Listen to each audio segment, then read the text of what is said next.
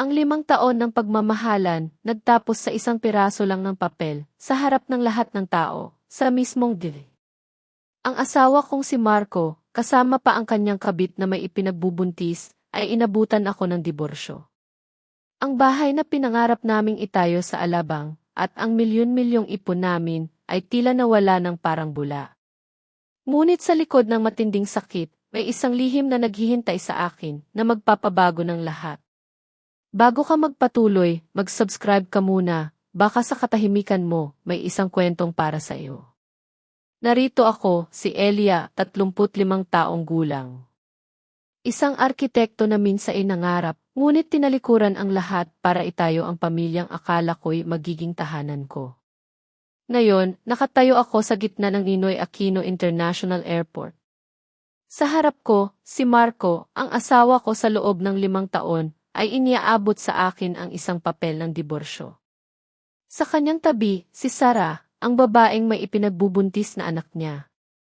Isang malalim na pagkapahiya ang lumamon sa akin, at sa sandaling iyon, alam kong magbabago ang takbo ng buong buhay ko. Ito ang simula ng lahat, ang sandali kung saan ang lahat ng aking pinaniniwalaan ay gumuho sa isang kisap mata. Bago lumipad, binigay ng asawa ko ang diborsyo. Pagkatapos, siya at kabit ay pinagbawalang umalis. Ito na nga ang simula ng kwentong iyon, ang kwentong puno ng hinanakit at pagtataksil na bumaluktot sa aking buong pagkatao. Si Marco, 40 anyos, ay tumingin sa akin na may pagkadismaya at pagkainip. Hawak niya ang kanyang mamahaling maleta, puno ng mga damit at ng kinabukasang pinili niya, isang kinabukasang wala ako. Ang kinang ng metal sa kanyang maleta ay tila sumasalamin sa lamig ng kanyang mga mata. Sa bawat pilat ng kanyang mukha, may bakas ng desisyon na hindi na mababago. Sa kanyang tabi, si Sarah, ang babaeng may ipinagbubuntis na anak niya, ay may isang kamay na nakahawak sa kanyang tiyan. Ang kanyang mga mata ay nagpapakita ng hindi maitago na kayabangan, hindi niya kailangang magsalita, dahil ang kanyang tingin ay nagsabi ng lahat, "Tingnan mo, Elia." Sa huli, ang lalaking ito at ang anak na magpapatuloy ng kanyang angkan ay akin. Isang ngiti ang sumilay sa kanyang mga labi, puno ng pagwawagi, na tila ba ang bawat kislap ng aking luha ay nagsisilbing koronang kanyang isinusuot. Sa mga nanginginig kong kamay, hawak ko ang isang piraso ng papel, ang diborsyo. Ang espasyo para sa aking pirma ay blanko pa, naghihintay ng aking pinal na pagpayag sa kanyang pagtataksil. Ang bahagi ng paghahati ng mga ari-arian, kung saan dapat nakalista ang mga pinaghirapan namin, ay may mahabang linyang nakaguhit, isang linyang malamig at walang awa, na tila sinasabi na wala na akong karapatan sa anumang bahagi ng buhay namin. Pirmahan mo na, Elia. Huwag mo kaming paghintayin. Papalipad na ang eroplano, pagmamadali ni Marco, ang kanyang boses ay tila isang busina ng eroplano na nagpapapaalam. Ang boses na minsan ay nagbibigay ng matamis na mga salita, ng "I-mahal ko", ay naging dayuhan na sa aking pandinig. Ngayon, ang pangalan ko, Elia, ay tanging pangalan na lamang ng isang estranghero, isang paalala ng isang nakaraan na pilit niyang binubura. Sa aking isip, isang tanong ang umalingaw-ngaw, isang tanong na walang sagot, paano naman ang aking panahon? Sino ang magbabayad sa 5 taon ng aking kabataan? Ang bawat taon ay isang semento sa pundasyon ng aming bahay, bawat buwan ay isang dahon sa puno ng aming pagmamahalan, bawat araw ay isang patak ng aking buhay na ibinuhos ko para sa kanya. Ngayon, ang lahat ng iyon ay walang saysay. Tumingin ako sa mga mata ni Marco, naghahanap ng kahit isang bahid ng pagsisisi, isang bakas ng lumipas na pagmamahal. Ngunit wala akong nakita, kundi isang walang laman na tingin, puno lamang ng pagkainip. Ang aking boses ay nanginginig, halos hindi ko mailabas ang bawat salita. 5 taon ng aking buhay, bababa sa isang piraso lang ng papel. Si Sarah, na may peking pag-aalala, ay biglang sumingit, "Mahal, medyo napapagod na ako. Hindi ba tayo pwedeng pumasok na?" Ang kanyang boses ay malambing, puno ng pagpapakaawa, ngunit sa akin, ito ay isang sibat na tumusok sa aking puso. Ang pagkakaiba ng trato ni Marco sa akin at kay Sarah ay tila isang apoy na sumunog sa aking natitirang dignidad. Sa sandaling iyon, napagtanto ko na wala na akong mawawala. Ang pamilya, ang pagmamahal, ang kabataan, at ang pangarap na magkaroon ng anak ay tila mga anino na lumisan na sa aking buhay. Ngunit sa ilalim ng lahat ng sakit, isang ideya ang unti-unting nabuo sa aking isip, isang plano na tila isang huling hininga ng pag-asa. Pipirma ako, pero hindi dito, sabi ko, ang aking boses ay nagiging mas matatag, puno ng hindi inaasahang lakas. Pupunta ako bukas sa paliparan para ihatid ka. Gusto kong makita ang mukha mo sa huling pagkakataon at pipirma ako sa harap mo. Isipin mo na lang na ito ang huling paalam natin. Ngumiti si Marco, isang ngiting punong-puno ng pagtatagumpay, sa paniniwalang ganap na akong nasira at nais kong saksihan ang kanyang paglisan. Sige, kung iyan ang gusto mo. Magkita tayo bukas ng 8:00 sa paliparan. Hindi niya alam na sa bawat hakbang niya, ay lalo siyang lumalapit sa bitag na ako mismo ang naglatag. Unti-unting nagbalik ang mga alaala, tulad ng isang lumang pelikula na unti-unting ipinapakita ang bawat eksena. 5 taon ng pag-aasawa, 5 taon na tila isang panaginip na unti-unting nagiging bangungot. Naalala ko pa, ang araw na iyon kung kailan pinakasalan ako ni Marco. Sa isang burol na dinadalaw ng malamig na hangin, sa labas ng Metro Manila, lumuhod siya at inabot sa akin ang isang simpleng singsing na gawa sa damo. Elia, sabi niya, ipagagawa ko tayo ng isang tahanan na puno ng tawanan at kaligayahan. Isang tahanan kung saan ang ating pagmamahalan ay magiging matibay na pundasyon. Ang mga salitang iyon ay tila musika sa aking pandinig, at sa mga sandaling iyon, buo ang aking tiwala, buo ang aking pangarap. Ako, bilang isang arkitekto, ay may mga pangarap din, ngunit mas pinili kong talikuran ang aking magandang karera, ang aking mga plano para sa sarili ko, para alagaan ang aming pamilya. Ibinuhos ko ang aking oras at pagmamahal sa paggawa ng isang tahanan.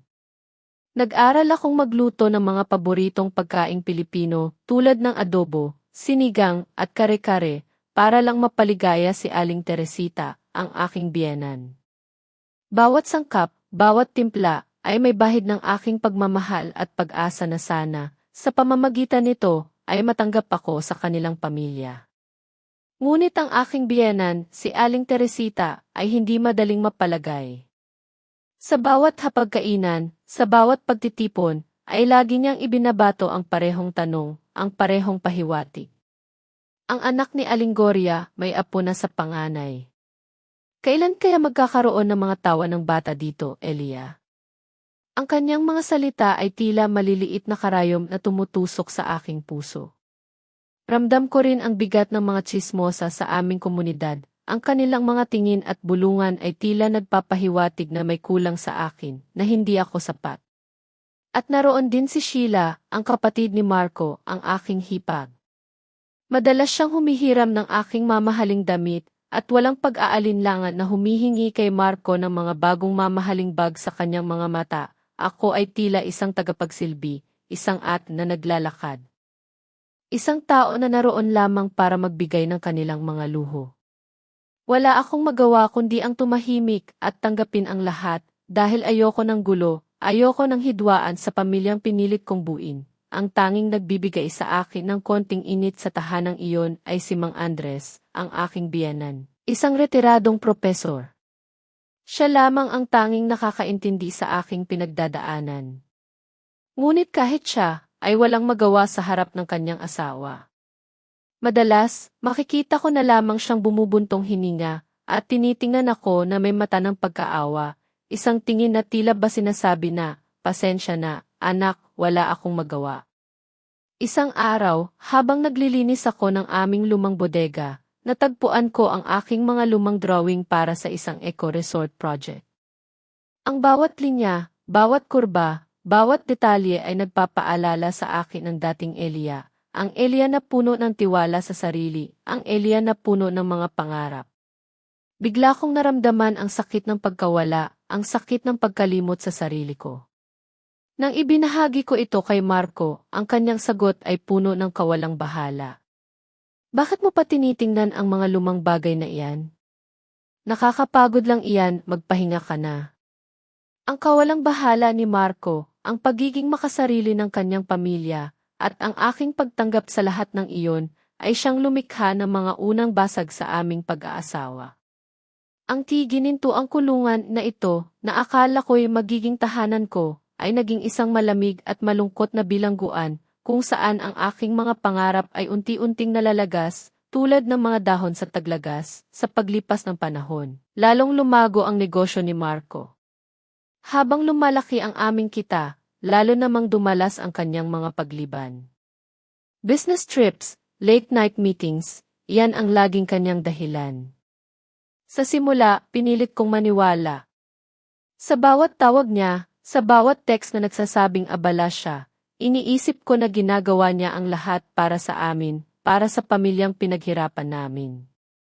Ngunit sa likod ng mga salita, sa likod ng mga ngiti, may nagbabalik na mga katanungan. Nagsimula akong mapansin ang mga kakaibang palatandaan. Si Marco, madalas, ay lumalabas sa balkonahe para kausapin ang kung sino man sa telepono, mahina ang kanyang boses, at mabilis siyang magpuputol ng tawag o magpapalit ng paksa tuwing lalapit ako. Ang amoy ng ibang pabango sa kanyang mga damit, isang pabango na hindi sa akin, ay tila isang multo na sumusunod sa kanya at sa akin. Isang araw, nang tanungin ko siya tungkol sa amoy, nagkunot ang kanyang noo. Baka sa mga kliyente lang iyon. Kung ano-ano na naman ang iniisip mo, Elia. Sa mga sandaling iyon, ramdam ko na ako ay nagiging isang asawang mapaghinala, nakakainis, isang babaeng laging naghahanap ng away. Isang umaga, habang inihahanda ko ang kanyang damit para sa dry cleaning, isang maliit na resibo mula sa Lucas Medical Center ang nahulog mula sa kanyang bulsa. Ang resibo ay detalyado, nakalista ang mga serbisyong T4, ultrasound at fetal anomaly tests. Ang pangalan sa resibo ay hindi akin. Sara Reyes. Sa isang iglap, gumuho ang aking mundo. Ang bawat pader na pinilit kong itayo, ang bawat paniniwala na pinanghawakan ko, ay bumagsak. Nakatulala ako sa kama, pilit na naghahanap ng anumang lohikal na paliwanag, ngunit wala akong makita. Libu-libong tanong ang bumalot sa aking isip, lahat ay tumuturo sa isang masakit na katotohanan na hindi ko magawang harapin. Ang buong katawan ko ay nanginig, ngunit walang luha na lumabas sa aking mga mata. Ang sakit ay mas malalim pa sa kakayahang lumuha. Kinagabihan, naghintay ako kay Marco. Wala akong ginawang ingay, hindi ako umiyak. Tahimik akong umupo sa sofa, ang resibo ay nakapatong sa salamin ng mesa, tila isang hatol na naghihintay ng kanyang biktima. Dumating si Marco pagkalipas ng 11:00 ng gabi, amoy alak. Natigilan siya nang makita akong gising, at ang kanyang mukha ay nagbago nang makita ang resibo. Kanino ito? Tanong ko, ang aking boses ay nanginginig, agad niyang ginusot ang resibo, itinapon sa basurahan, at pagkatapos ay nagsinungaling ng walang kaalam-alam, sa sekretarya ko iyan. Sinamahan ko lang siya at ako ang nagbayad. Kung ano-ano na naman ang hinala mo. Tinitigan ko siya sa mata, ang aking boses ay naging matalim, puno ng galit na pilit kong itinatago. Sa tingin mo ba tanga ako, Marco? Ginamit niya ang galit para takpan ang kanyang kasinungalingan, sumigaw siya, sinabi ko na sa iyo, wala iyon. Pagod na pagod ako sa trabaho. Hindi mo ba naiintindihan? Pag-uwi ko, gusto ko lang magpahinga, pero ikaw, lagi kang naghahanap ng problema. Hindi ka ba pwedeng magtiwala sa asawa mo?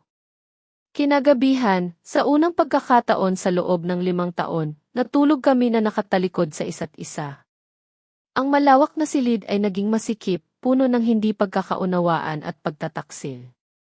Ang unang basag ay naroon na, at alam kong walang makapagpapagaling nito. Simula noon, nagbago ako. Hindi na ako naging selosa o mapagtanong. Naging tahimik ako. Naging isang tagamasid, tulad ng isang mandaragit na nagkukubli sa dilim. Ang aking pananahimik ay hindi pagtanggap, kundi paghihintay, Tulad ng isang mandaragit na nagkukubli sa dilim, naghihintay ng pagkakataon.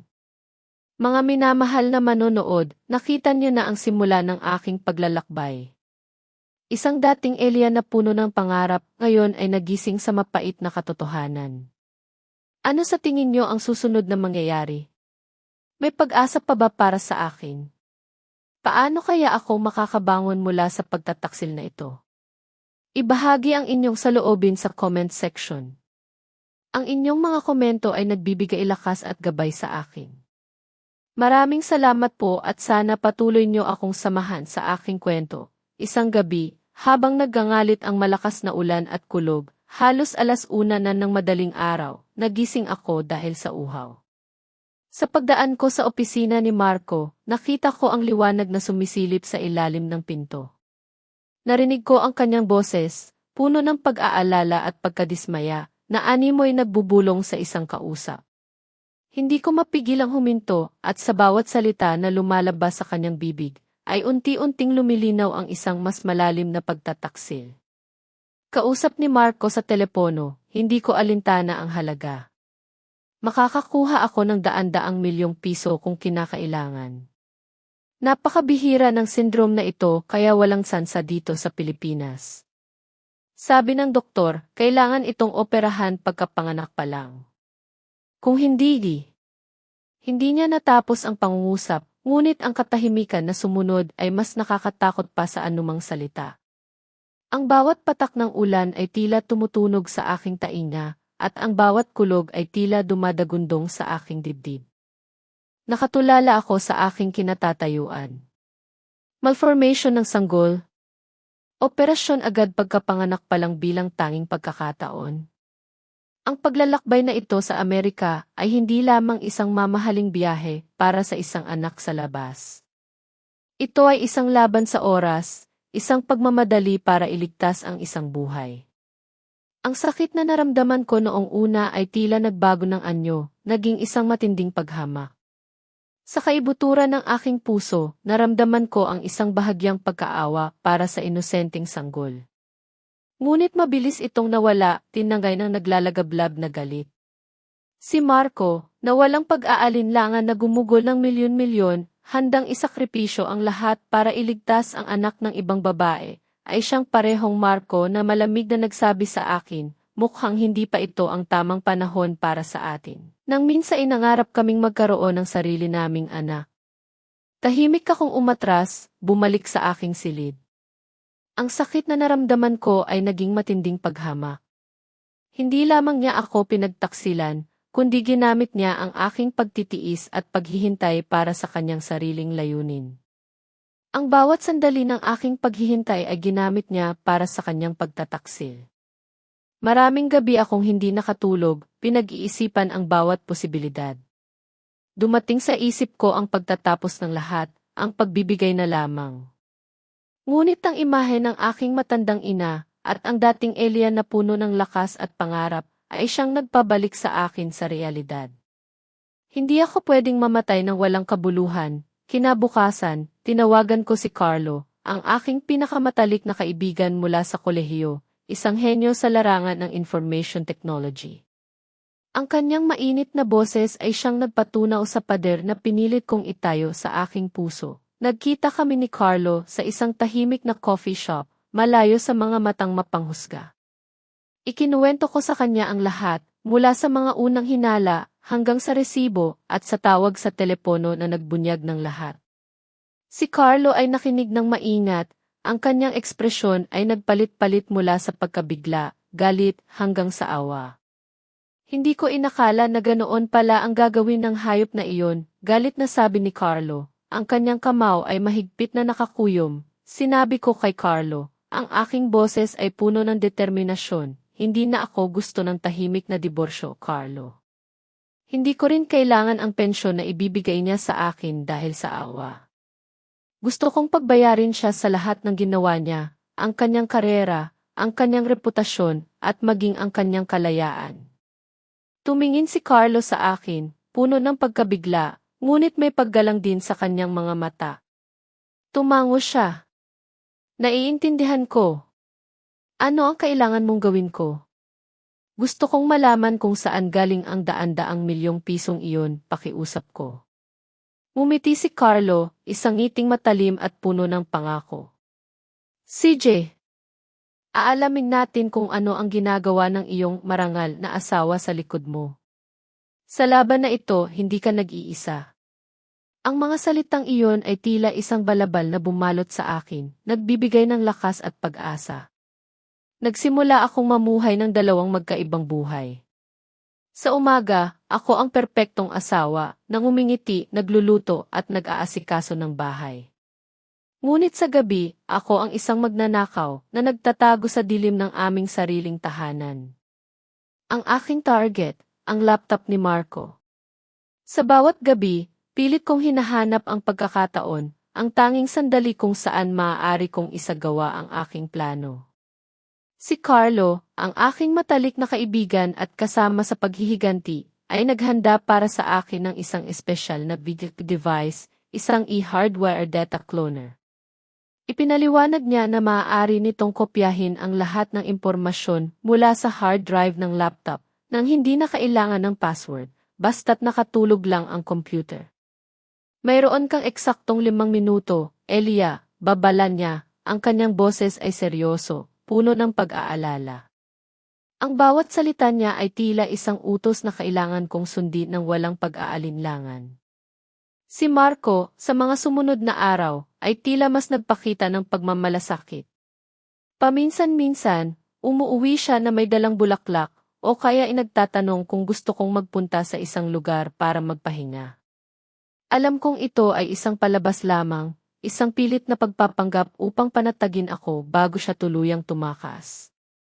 Ngunit tinanggap ko ang lahat, may mahinang ngiti sa aking mga labi, isang ngiti na puno ng paghamak, isang ngiti na hindi niya kailanman maiintindihan, dumating ang gintong pagkakataon. Isang gabing Sabado, nakatanggap si Marco ng isang mahalagang tawag sa trabaho. Nagpunta siya sa banyo para kausapin ang kanyang kausap ng pribado. Ang tunog ng tubig na bumubuhos mula sa shower ay naging perpektong tabing para sa aking gagawin. Ang puso ko ay kumakabog ng malakas. Ngayon o kailanman. Isa lang ang pagkakataon ko. Dahan-dahan, pumasok ako sa opisina ni Marco. Ang kanyang laptop ay nasa mesa, madilim ang screen, ngunit ang ilaw ay nagsasabing ito ay nasa sleep mode. Nanginginig ang aking mga kamay, isinaksak ko ang USB sa computer. Isang maliit na pulang ilaw ang kumikislap. 5 minuto. 5 minuto na tila walang katapusan. Nakatayo ako ng walang kibo, pinipigilan ang aking hininga, dinidiligan ang aking mga tainga sa tunog ng tubig mula sa banyo. 4 na minuto ang lumipas. Malamig na pawis ang dumadaloy sa aking likod. Ang pulang ilaw ay patuloy na kumikislap, tila sinusubukan ang aking pasensya. Nagsimulang kumalat ang takot, gusto kong sumuko. Ngunit naalala ko ang imahe ni Marco at Sara sa paliparan, ang papel ng diborsyo, ang walang lamang savings account, ang mga alaala na iyon ay siyang nagbigay sa akin ng lakas. Sa wakas, ang pulang ilaw ay naging isang malambot na berdeng kulay. Tagumpay! Mabilis kong hinugot ang ihis ko at itinago sa bulsa ng aking damit. Sa sandaling iyon, biglang tumigil ang tunog ng tubig sa banyo. Dali-dali akong lumabas sa opisina at bumalik sa aking silid, ilang segundo bago lumabas si Marco. Bakit ka namumutla? Tanong ni Marco. Pilit akong ngumiti ng natural. Siguro pagod lang ako. Magtrabaho ka lang. Matutulog na ako. Kinabukasan, nagkita kami ni Carlo. Isinaksak niya ang USB sa kanyang computer, at sa loob lamang ng ilang minuto, ang kanyang mukha ay naging seryoso. Diyos ko, Elia, sabi niya, ito ay mas malala pa sa inaakala natin. Mga libro ng accounting, mga peking kontrata, listahan ng mga ginamit na account para sa money laundering. Nandito lahat. Napakababala ng asawa mo. Binuksan ni Carlo ang mga password at natagpuan ang lahat ng susi, kasama na ang susi ng safety deposit box. Ang plano ay kalahati na ang natapos. Ngayon, oras na para ihanda ang huling sandata. Ibinigay sa akin ni Carlo ang isang itim na power bank, may eleganteng disenyo na alam kong magugustuhan ni Marco. Inilipat ko ang lahat ng data sa isang ultra-compact hard drive sa loob, paliwanag niya. Isinama ko rin ang isang microchip na may espesyal na chemical compound. Hindi ito nakakapinsala sa tao, pero siguradong aaktibo nito ang mga pinakabagong security scanner sa paliparan. Ito ang huling regalo mo para sa kanya. Hinawakan ko ang power bank, naramdaman ko ang bigat nito sa aking kamay. Hindi ito isang regalo. Ito ay isang ticking time bomb na nakatutok sa buhay ni Marco. 2 araw pagkalipas ng pagtatago ko sa dilim, nagbalik si Marco sa bahay. Nagtataka ako sa kanyang pagbabago, isang kalmadong Marco na hindi ko nakita sa matagal na panahon. Umupo siya sa harap ko, ang kanyang mukha ay seryoso, tila may mahalaga siyang sasabihin. Elia, may malaking proyekto sa Amerika, sabi niya, ang kanyang boses ay malumanay ngunit mailamig. Kailangan kong lumipat doon ng ilang taon. Sa bawat salita niya, tila may panibagong sugat na idinulot sa aking puso, ngunit sa loob ko, nanatili akong matibay. Pagkatapos ay inilabas niya ang 2 set ng mga dokumento. Ang una ay ang papel ng diborsyo na nakita ko na sa aking bangungot. Ang pangalawa ay 2 business class ticket sa eroplano, para sa kanya at para kay Sarah, patungong Amerika. Itinulak niya ang papel ng diborsyo at isang fountain pen sa akin, ang kanyang boses ay puno ng desisyon. Sa tingin ko, panahon na para maghiwalay tayo. Pirmahan mo na dito ngayon. Ang aking pag-arte ay nagsimula. Nagkunwari akong naluluha, ang aking boses ay nanginginig, halos hindi ko mailabas ang mga salita. Maghihiwalay tayo. Pagkatapos ng lahat ng isinakripisyo ko para sa pamilyang ito, tapusin mo lang sa isang salitang maghihiwalay. Ang bawat patak ng luha na dumadaloy sa aking pisngi ay tila totoo, puno ng sakit at pagkabigo. Puno ng lahat ng sakit na naramdaman ko sa mga nagdaang taon. Bumuntong hininga si Marco, ang kanyang mukha ay puno ng pagod, tila ba ako pa ang may kasalanan. Alam kong nasaktan kita, Elia, pero hindi mapipilit ang damdamin. Kailangan ako ni Sarah at kailangan din ako ng anak. Ang kanyang mga salita ay tila mga panibagong suntok sa aking dignidad. Pinag-usapan niya ang key responsibilidad sa kanyang kabit at sa kanyang anak sa labas, habang ako, ang kanyang tunay na asawa, ay tila wala na sa kanyang isip. Pagkatapos ay inabot niya sa akin ang isang passbook. Narito ang 1,800,000 yen. Isipin mo na lang na ito ang bayad pinsala ko sa iyo. Makakatulong ito sa iyo na magsimula ng bagong buhay. Ngunit ang perang iyon, ang halagang iyon, ay tila isang malaking insulto sa lahat ng aking pinagdaanan. Itinulak ko ang passbook, ang aking mga luha ay patuloy na dumadaloy, ang aking boses ay puno ng hinanakit. Hindi ko kailangan ang pera mo. Gusto ko lang ng isang tapat na paliwanag. Ngunit nawalan na ng pasensya si Marco. Huwag kang maging tanga, Elia. Sa tingin mo ba may iba ka pang pagpipilian? Pirmahan mo na. Ang kanyang boses ay nagtaas, puno ng galit at pagkadismaya. Sa mga sandaling iyon, tiningnan ko siya, ang aking mga mata ay puno ng pagdurusa, at umiiyak na sinabi, sige, pipirmahan ko, pero hindi dito. Pupunta ako bukas sa dinner para ihatid ka. Gusto kong makita ang mukha mo sa huling pagkakataon, at pipirma ako sa harap mo.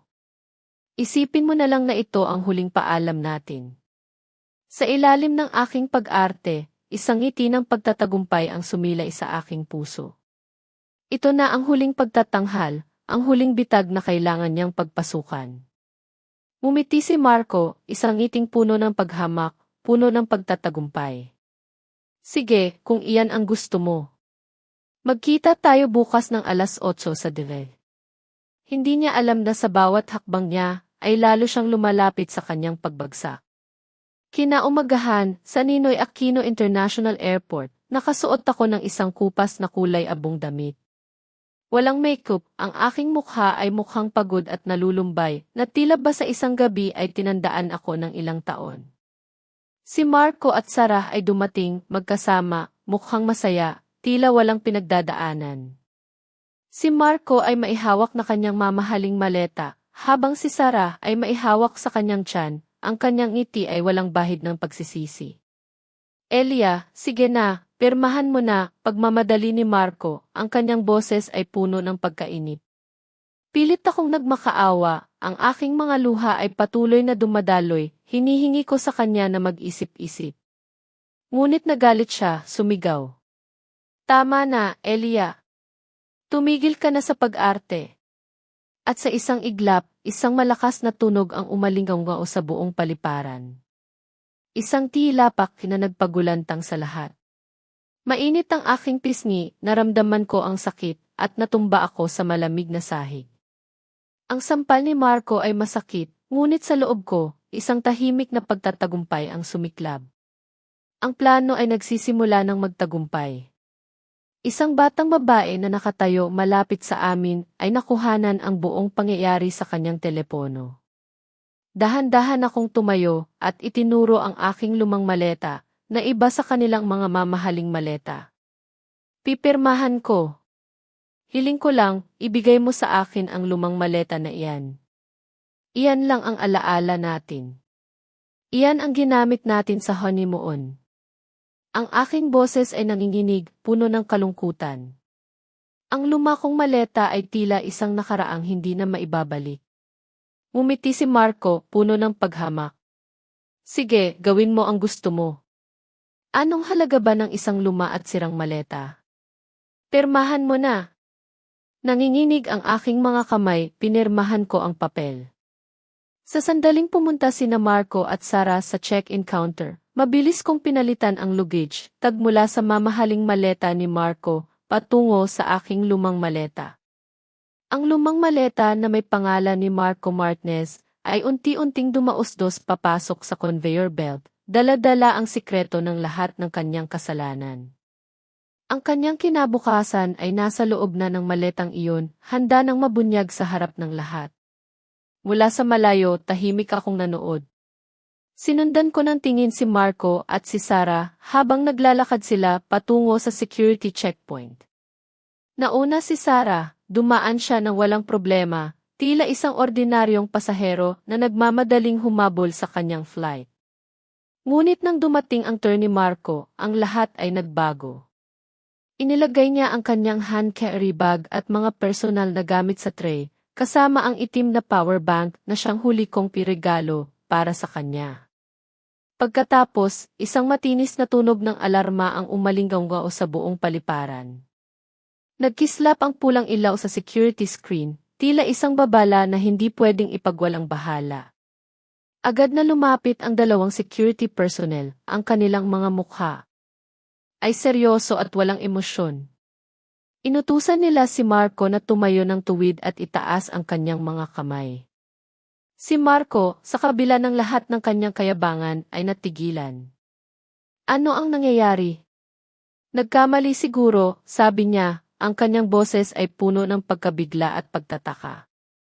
Ngunit walang nakinig. Walang nagbigay pansin sa kanyang mga paliwanag. Ang mga mata ng security ay nakatingin lamang sa kanyang bagahe, puno ng pagdududa. Sa kanyang radyo, narinig ko ang pinuno ng security team na nagbigay ng utos. May kahina-hinalang bagay na may hindi kilalang chemical na sangkap sa hand carry luggage. Humihingi ako ng suporta mula sa Hazardous Materials team. Ang bawat salita ay tila isang malakas na busina na nagpapahayag ng kanyang pagbagsak. Si Marco ay naniga sa kanyang kinatatayuan, tila ba ang kanyang buong mundo ay gumuho sa isang kisap mata. Sa kanyang tabi, si Sarah ay namutla, ang kanyang mga mata ay puno ng takot. Ang itim na power bank ay kinuha mula sa tray, at ito ay tiningnan ng maigi, tila ba isang bomba na handang sumabog anumang oras.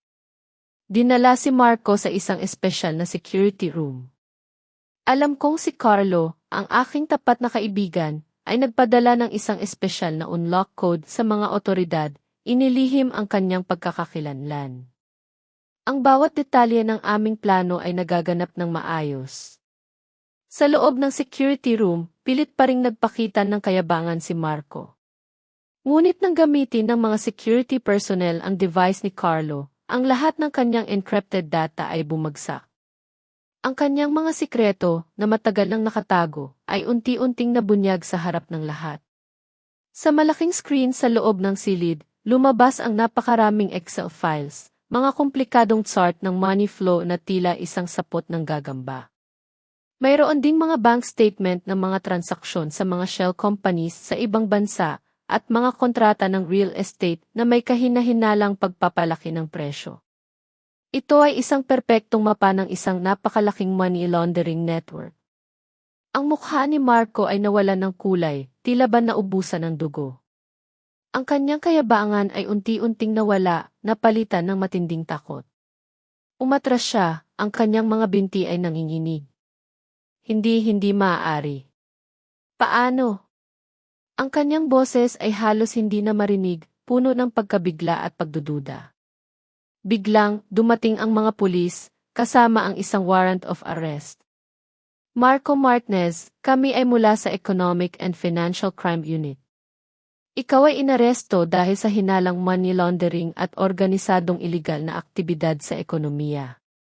Makiisa ka sa amin. Ang kanilang boses ay matatag, puno ng otoridad. Ang malamig na tunog ng posas, isang malakas na i-click, ay siyang nag-lock sa kanyang mga kamay. Ang mga kamay na minsan ay yumakap sa akin, ang mga kamay na sumampal sa akin, at ang mga kamay na pumirma sa napakaraming iligal na kontrata. Ngayon, ang mga kamay na iyon ay nakakulong, wala ng kalayaan. Mula sa isang tagong sulok, nakita ko ang lahat. Isang ngiting mapait ngunit puno ng kasiyahan ang sumilay sa aking mga labi. Sa wakas, ang hustisya ay natamo. Ngunit ang aking pagmamasid ay hindi natapos doon. Nang dalhin si Marco palayo, nakita ko si Sara na nakatayo, namumutla ang mukha. Ngunit pagkalipas ng ilang segundo, ang kanyang mga mata, na puno ng takot kanina, ay naging matalim. Mabilis siyang lumingon sa paligid, at nang dumaan si Marco, sumigaw siya ng malakas. Hinawakan niya ang kanyang tiyan, at natumba sa sahig, nagkunwari na manganganak. Ang tiyan ko. Ang tiyan ko. Tulong, pakiusap ang aking sanggol. Ang kanyang pag-arte ay sadyang nakakagulat. Ang pag-arte ni Sarah ay nagtagumpay. Ang lahat ng tao sa paligid ay nagtinginan sa kanya, puno ng pag-aalala. Sa gitna ng kaguluhan, nakita ko si Sarah na mabilis at maingat na inihagis ang isang maliit na kumikinang na bagay mula sa kanyang kamay patungo sa isang potted plant na malapit. Maaaring ito ay isang SD card o memory card, isang mahalagang ebidensya na pilit niyang tinatago. Sa sandaling iyon, napagtanto ko na si Sarah ay hindi lamang isang kabit na umaasa. Siya ay isang tusong kasabwat, mas matalino pa kaysa kay Marco sa gitna ng krisis. Ang kanyang pagiging maingat ay nagpakita na kailangan kong maging mas alerto dahil ang laban ay hindi pa tapos. Mga minamahal na manonood, kung naririnig niyo pa rin ako hanggang dito, tulungan niyo akong mag-comment ng isa sa ibaba para malaman kung mayroon pa ring mga kaibigan na sumasama sa akin sa buong paglalakbay na ito. Ang inyong presensya ang pinakamalaking inspirasyon upang maikwento ko ang huling bahagi. Maraming salamat po sa inyong walang sawang suporta. Kumalat ang balita ng pag-aresto kay Marco na parang apoy sa tuyong damo. Ang dating tahimik na arkitekto, na akala ng lahat ay isang matagumpay na negosyante, ay nabunyag na mayroong madilim na imperyo ng krimen. Naging headline ang kanyang pangalan. Ang kanyang pagbagsak ay pinag-usapan sa bawat sulok ng bansa. Ang video kung saan niya ako sinampal sa paliparan ay naging viral, na nagpinta sa kanya bilang isang marahas na asawa at sa akin naman bilang ibiktima na pinagpapasapasahan ng simpatsya ng publiko. Ang bawat komento, bawat pagbabahagi, ay tila nagpapalakas sa aking loob, ngunit sa kabila ng lahat, mayroong takot na kumapit sa aking puso. Bumisita sa akin si Carlo, ang kanyang mukha ay seryoso, puno ng pag-aalala. Elia, mula ngayon, kailangan mong maging maingat, babala niya, ang kanyang boses ay malumanay ngunit may babala. Ang mga nasa likod ni Marco ay hindi basta-basta. Hindi sila mananahimik. Ang kanyang mga salita ay tila isang malamig na simoy ng hangin na nagpabilis ng takbo ng aking puso. Sa kabila ng aking tagumpay laban kay Marco, ang tunay na kalaban ay hindi pa nabunyag at mas malaki pa sa inaakala ko. Inilipat ako ni Carlo sa isang ligtas na apartment, malayo sa mga matang maaaring sumubaybay. Ito ay isang lugar na walang nakakaalam, isang kanlungan mula sa mga banta na hindi ko nakikita. Ngunit sa kabila ng pisikal na seguridad, nanatili ako sa ilalim ng lambong ng takot. Ang bawat tunog, bawat anino ay nagpaparamdam sa akin ng pangamba. Nagsimulang dumating ang mga banta na sadyang pinag-isipan ng husto. Isang araw, nakatanggap ako ng isang kahon ng pizza, may konting keso lamang. Ito ay isang detalye na tanging mga taong malapit sa akin ang nakakaalam. Kinabukasan, isang maliit na kahon ng regalo ang lumabas sa labas ng aking pinto. Sa loob nito, isang pulang rosas na lanta, kasama ang isang larawan ng aking mukha na punit-punit. Kasunod nito, isang anonymous na text message ang dumating. Alam namin ang lahat ng iyong minamahal. Mag-ingat! Ang bawat salita ay tila isang tusok sa aking puso. Agad akong nag-alala para sa aking ina sa probinsya, ang tanging pamilya na natitira sa akin. Ang mga banta na ito ay hindi lamang para sa akin, kundi para sa mga taong mahal ko. At pagkatapos, isang hindi inaasahang alok ang dumating mula kay Sarah. Isang maliit na piraso ng papel na nakatiklop, nakita ko sa ilalim ng pinto ng aking bagong opisina. Alam kong hindi mo ako pagkakatiwalaan, pero ngayon ay mayroon tayong iisang kalaban. Hindi lang nila gustong manahimik si Marco, gusto rin nilang mawala ang sinumang may alam. Kung gusto mong mabuhay, makipagkita ka sa akin. Sa ilalim ng liham, mayroong isang pansamantalang email address. Nabalutan ako ng pagdududa at takot. Ito ba ay isang bitag, isang pakanan ng organisasyon na gumagamit kay Sarah bilang pain? Ang aking puso ay bumibilis, ang aking isip ay naglalayag sa libu-libong posibilidad. Kinausap ko si Carlo at si Atty. Elena Garcia, ang aming abogado. Nagbigay babala si Carlo tungkol sa panganib. Ngunit si Atty. Elena Garcia, na mayroong matalas na pag-iisip ay nagsalita. Kung totoo ang sinasabi niya, baka siya ang pinakamahalagang mapagkukunan ng impormasyon. Ngunit kung makikipagkita ka sa kanya, kailangan mong magtakda ng absolute na kondisyon ng seguridad. Ang kanyang mga salita ay tila isang liwanag sa dilim. Nagpasya ako ng isang matapang na desisyon. Magkikita kami ni Sarah. Harapin ang babaeng nagtulak sa akin sa bingit ng kawalan. Nagpadala ako ng email sa kanya. Ako ang pipili ng lugar at oras. Dapat kang mag-isa. Kung may mapansin akong anumang kakaibang kilos, agad nakakanselahin ang pagpupulong. Kailangan kong maging maingat, kailangan kong kontrolin ang bawat detalye. Nagkita kami sa isang mataong outdoor coffee shop. Ang lugar ay puno ng tao, na siyang magbibigay sa akin ng seguridad. Dumating si Sarah. Ang kanyang mukha ay pagod, wala na ang dating kayabangan na aking nakita sa paliparan. Ang kanyang mga mata ay puno ng pag-aalala, tila ba naghahanap ng kaligtasan.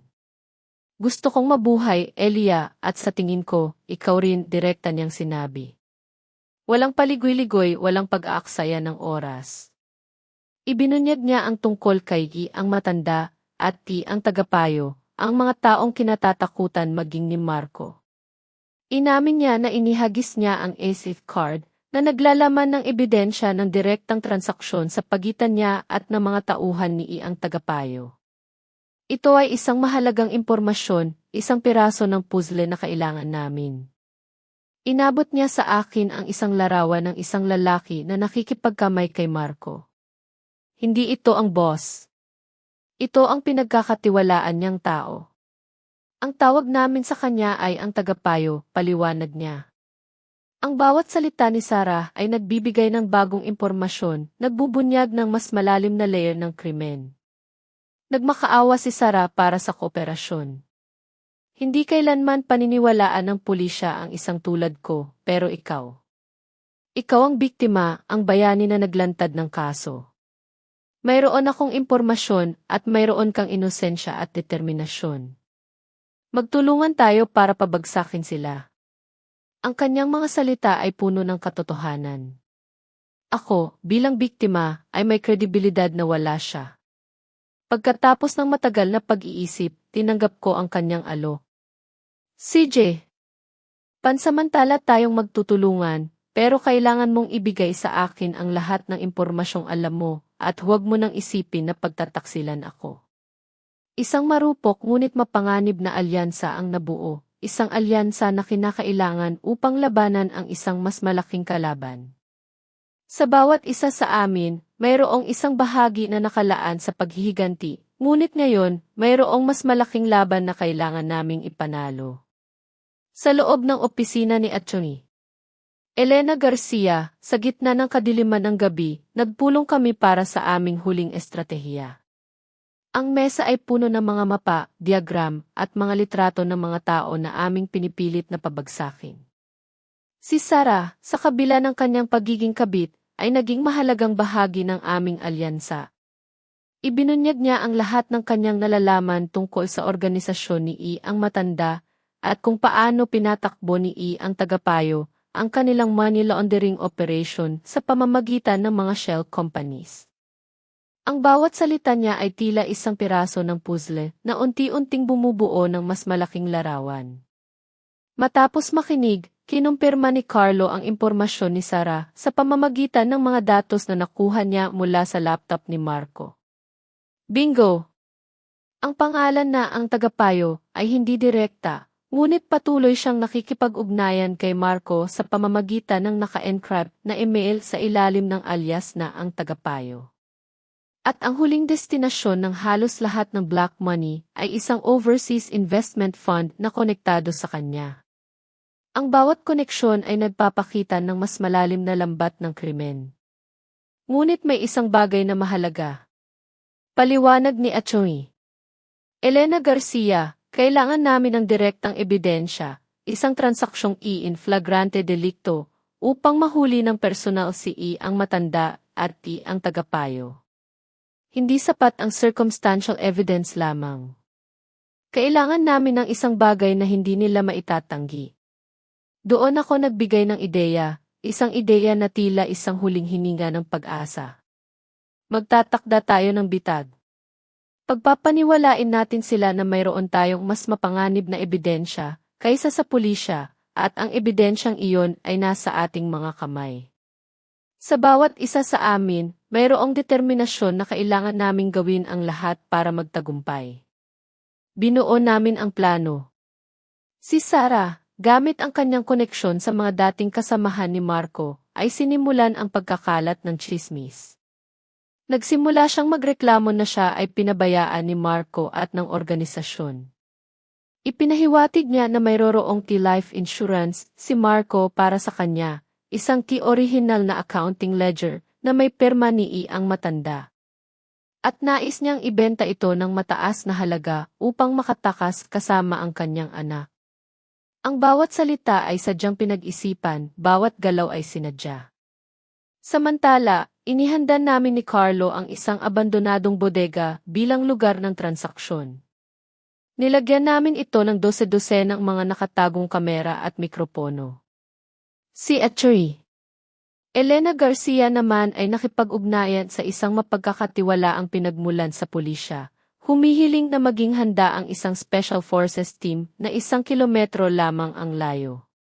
Ang bawat detalye ay pinag-isipan, bawat posibleng senaryo ay pinaghandaan.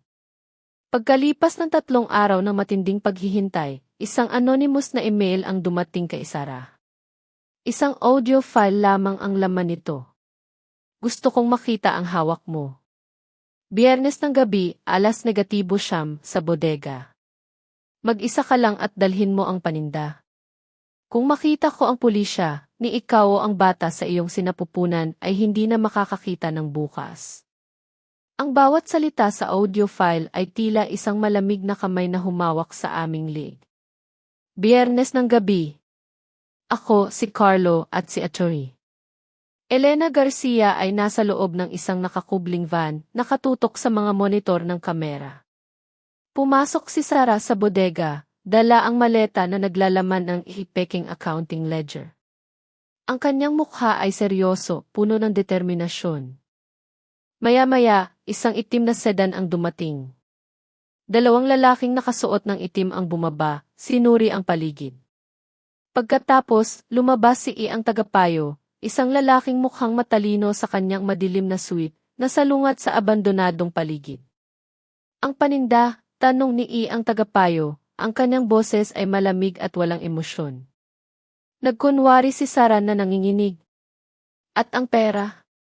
Kailangan kong makita ang pera muna. Kailangan kong umalis ngayong gabi. Ang kanyang pag-arte ay sadyang perpekto, puno ng takot at desperasyon. Sumenya si ang tagapayo sa kanyang mga tauhan. Isang maleta na puno ng mga selyadong bundle ng 50 pisong bills na umaabot sa 300 milyong piso ang inilabas.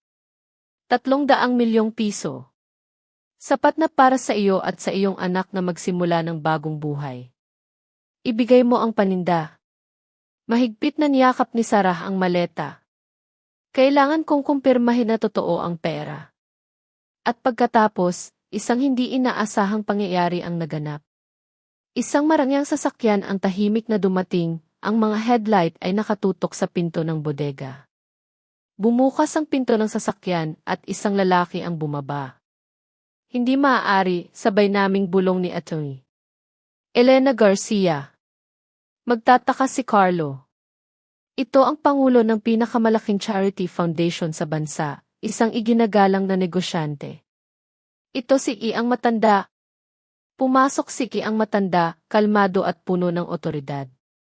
Tiningnan niya si ang tagapayo, pagkatapos ay si Sarah, at tumango ng bahagya. Magaling tagapayo. At Ginang Reyes, tapusin na natin ito kaagad. Sumenyas siya. Ngunit nang lapitan ni ang tagapayo, si Sarah, upang kunin ang maleta, biglang itinaas ni ang matanda ang kanyang kamay. Hindi siya tumingin kay Sarah, kundi lumingon siya, ang kanyang matalim na tingin ay diretsong tumama sa nakatagong kamera sa bubong. Umiti siya, isang ngiti na nagpalamig sa aking dugo. Ginang Elia, alam kong narito ka. Napakagaling ng iyong pagtatanghal. Ang paglikha ng kwento para mahuli kami sa bitag. Kailangan kong aminin, napakatalino mo. Ang puso ko ay tila tumigil sa pagtibok. Nahuli niya kami. Nagpatuloy si ang matanda, ang kanyang ngiti ay mas naging mapanlinlang. Ngunit oras na para bumagsak ang kurtina. Sa isang iglap, lahat ng monitor sa harap ko ay namatay. Ang aking earphone ay napuno lamang ng static. Nawala ang signal, sigaw ni Carlo, puno ng takot. Gumamit sila ng professional na frequency jammer. Wala tayong makita. Si Sarah ay nasa loob, mag-isa, kasama ang totoong mga demonyo. Agad na tinawagan ni Atty. Elena Garcia ang Special Forces Team, hinihingi ang agarang interbensyon. Ngunit alam kong 1 kilometro ay malayo. Lumingon ako kay Carlo, mahigpit kong hinawakan ang kanyang balikat. Carlo, subukan mong ibalik ang audio sa anumang paraan. Anumang bagay, kailangan ko lang marinig kung ano ang nangyayari sa loob. Ang kanyang mga kamay ay mabilis na gumalaw sa keyboard, ang kanyang mga mata ay nakatutok sa monitor. Nagsimulang umalingaw ang sirena ng pulis mula sa malayo. Ang aking earphone ay naglabas ng static, pagkatapos ay mga putol-putol na tunog. Nagawa ito ni Carlo. Narinig ko ang paggangalit ni ang tagapayo, tapusin na siya kaagad. Parating ang pulis. Pagkatapos ay ang desperadong sigaw ni Sarah. At pagkatapos ay ang malamig na boses ni ang matanda, hindi siya pwedeng lumabas dito ng buhay. Ang puso ko ay tila gustong sumabog. Papatayin nila si Sarah. Sa sandaling iyon, iba pang magulong tunog ang umalingaw-ngaw. Ang malakas na tunog ng sirang bakal ng pinto ng bodega. Ang malalakas na sigaw ng pulis, tigil. Ibagsak ang mga armas. At pagkatapos ay hindi ordinaryong putok ng baril, kundi ang mabilis na sunod-sunod na tunog ng tear gas o flashbang grenades. Mga sigaw, tunog ng pagbasag, mga pagmumura, lahat ay magkakahalo sa isang simponyan ng kaguluhan at karahasan. Isang malalim na katahimikan ang bumalot sa lahat.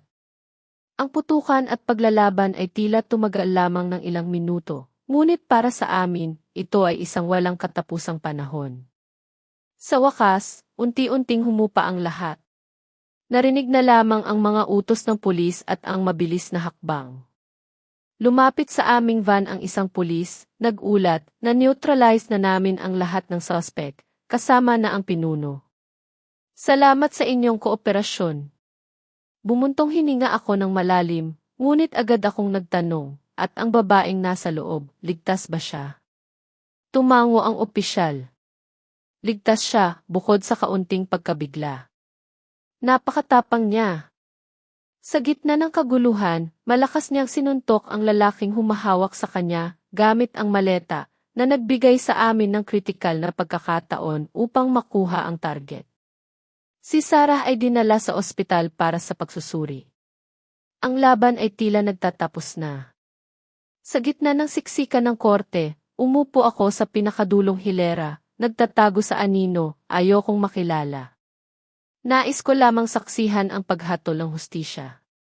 Si Marco, bagamat hindi na tulad ng dating paayat at halos wala ng buhay sa kulungan, ay nanatiling mukhang hapis, ang kanyang mga mata ay walang laman. Ang bawat salita ng hukom ay tila nagpapabagal sa oras. Binigkas ng korte ang hatol, 20 taong pagkakakulong para kay Marco. Sa sandaling iyon, naririnig ko ang pagbagsak ng katawan ni Aling Teresita habang siya ay nawalan ng malay. Si Sheila naman ay humagulgol sa iyak, ang kanyang mga hikbi ay bumabalot sa buong silid. Ngunit sa gitna ng kaguluhan, ang mga mata ni Marco ay tumama sa akin. Ang kanyang tingin ay komplikado, puno ng pagod, pagsisisi at isang bahid ng paglaya. Mahina niyang binigkas ang mga salita, salamat. At patawarin mo ako. Sa kanyang mga mata, tila sinasabi niya na, salamat dahil hindi mo ako hinayaang tumakas at mamuhay sa takot, at patawarin mo ako sa lahat ng aking ginawa. Bahagya akong tumango, isang senyales ng pagtanggap at pagtatapos. Ilang araw pagkatapos ng hatol, dumating sa aking opisina si Mang Andres, ang aking dating biyenan. Siya ay lubhang matanda na, ang kanyang buhok ay puting-puti na, at ang kanyang likod ay nakayuko. Sa kanyang mga mata, makikita ang bigat ng pagsisisi. Humingi siya ng tawad dahil alam niya ang mga maling ginagawa ni Marco, ngunit wala siyang sapat na tapang upang pigilan ito. Ibinigay niya sa akin ang isang lumang diary ni Marco, kung saan nakasulat ang ilang mahahalagang impormasyon nang simulan ni Marco ang kanyang madilim na landas. Ang aking pananahimik at kahinaan ay may kasalanan din, sabi niya, ang kanyang boses ay nanginginig. Tapos na ang lahat, Mang Andres, sabi ko, ang aking boses ay puno ng kalmado. Ngayon, bawat isa ay kailangang harapin ang sarili niyang buhay. Wala akong hinanakit sa iyo. Mag-ingat po kayo. Hindi ko na kailangan ng galit. Ang kapatawaran ay isang regalo na ibinibigay ko, hindi para sa kanya, kundi para sa aking sarili. Dahil sa kanyang kooperasyon, nabigyan si Sarah ng conditional freedom, sa kondisyon na umalis siya sa Pilipinas. Bago siya umalis, ninais niyang magkita kami sa huling pagkakataon, sa isang tahimik na tea shop sa tabi ng lawa. Malaki ang ipinagbago ni Sarah.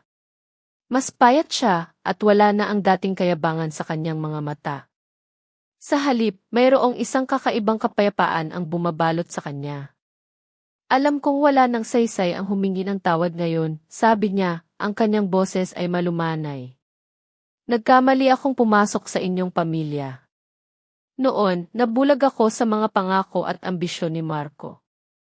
Ngunit nang makamit ko ang lahat, napagtanto kong nawalan ako ng mas mahahalagang bagay, tulad ng kapayapaan at kalayaan. Pagkatapos, inabot niya sa akin ang isang tseke na nagkakahalaga ng 9,000,000. Eksakto itong halaga na kinuha ni Marco mula sa aming savings account. Kasama nito, ibinigay niya sa akin ang isang litrato ng isang matabang sanggol, napakagandang tingnan at isang sulat.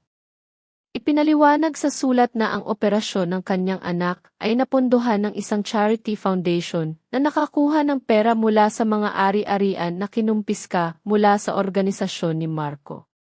Kaya, ang aking paghihiganti ay hindi sinasadyang nagligtas sa buhay ng kanyang anak. Ang 9,000,000 kasama ang bahagi ng aming legal na ari-arian, ay ginamit ko upang itatag ang Ialas ng Pangarap Foundation. Ang foundation na ito ay nakatuon sa pagpopondo ng mga operasyon para sa mga batang may congenital heart disease sa mga mahihirap na lugar. Si Atty. Elena Garcia at Carlo ay parehong sumuporta sa aking proyekto. Ito ay isang paraan upang ibalik ang pag-asa sa mga bata, isang pagbabago mula sa sakit patungo sa paglunas. Ang aking karera bilang arkitekto ay muling umunlad. Bumili ako ng isang maliit at komportableng penthouse na may balkonahe na puno ng araw. Mismo ako ang nagdisenyo ng bawat detalye, ginagawa itong isang salamin ng aking malaya at mapayapang kaluluwa. Pinagmasdan ko ang mga aral na natutunan ko sa aking paglalakbay, ang aral para sa mga magulang, nakatagpo ako ng kapayapaan. Natuto ako na ang pagmamahal ay dapat may kasamang pag-unawa at paggalang. Ang bulag na sakripisyo, sa ngalan ng pag-ibig, ay nagiging isang lason na unti-unting pumapatay sa sarili at sumisira sa pamilya. Ang pag-unawa at paggalang sa kalayaan ng anak ay ang tanging pundasyon upang mapanatili ang isang tunay na tahanan. Ang aral para sa mga anak, naging isang malupit na paalala si Marco sa halaga ng pasasalamat at pananagutan. Ang kanyang pagiging makasarili ay nagwasak ng lahat ng maganda. Walang sinuman ang may karapatan na ituring na karaniwan lamang ang pagmamahal ng magulang. Bawat isa ay may pananagutan na pahalagahan at suklian ang pagmamahal na iyan. Ito ang aking pagkabangon. Ang aral tungkol sa likas na katangian ng tao sa modernong mundo, ang aking paglalakbay ay nagturo sa akin ng hangganan sa pagitan ng katarungan at paghihiganti, pananahimik at pagkilos. Ang kabaitan ay maihalaga lamang kung ito ay inilalagay sa tamang lugar. At minsan, ang matalinong pagganti ay isang paraan upang magising ang moralidad. Hindi upang saktan, kundi upang ipamulat ang katotohanan. Ito ang aking tunay na kalayaan, ang pagbuo ng isang bagong buhay na puno ng pag-asa, kaysa sa pagwawasak ng buhay ng iba. Ang aking buhay ay unti-unting bumalik sa payapa.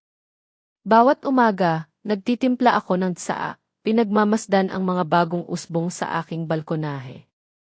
Ang aking architectural studio ay umunlad, mayroon akong isang pangkat ng mga batang arkitekto na puno ng sigla. Ang aking pagkakaibigan kay Carlo ay nanatiling matibay, isang pundasyon na hindi kayang tibagin ng anumang pagsubok. Nakatitig ako sa balkonahe, nagbabasa ng libro, nakikinig sa simoy ng hangin, sa huni ng mga ibon, at sa tawanan ng mga bata na naglalaro sa kalayuan. Napagtanto ko na ang kaligayahan ay hindi isang patutunguhan, kundi ang mismong paglalakbay. Isang paglalakbay na kailangan mong lampasan ang mga unos upang pahalagahan ang kapayapaan. Isang paglalakbay kung saan kailangan mong matutunan ang pagharap sa sakit upang matagpuan ang panloob na lakas. At isang paglalakbay kung saan kailangan mong matutunan ang pagpapalaya sa galit upang matagpuan ng iyong kaluluwa ang tunay na kapayapaan. Ang pinakamalaking paghihiganti ay hindi ang pagwasak sa sumakit sa iyo, kundi ang pagbuo ng isang bago, maningning at magandang buhay para sa iyong sarili. Ang kwento ni Elia ay nagtatapos dito. Ano ang masasabi ninyo sa mga naging desisyon ni Elia? Kung kayo ang nasa kanyang posisyon, mayroon ba kayong gagawing naiba? Ibahagi ang inyong mga saloobin sa comment section, binabasa ko po ang bawat isa niyan. Kung ang kwentong ito ay nagpakilos o nagpukaw ng damdamin sa inyo, huwag kalimutang i-like, i-share sa inyong mga mahal sa buhay na sa tingin nyo ay magagandahan din sa istoryang ito. At mag-subscribe sa channel Ang Tahimik na Ganti upang hindi nyo mapalampas ang mga susunod pang misteryo. Magkita-kita tayo sa susunod na kwento at baka sa susunod kayo na mismo ang maging bida. Ang kwentong ito ay kathang-isip at ang mga kilos na ipinakita ay hindi dapat tularan sa totoong buhay. Panoorin ito bilang pagninilay tungkol sa mga ugnayan ng tao.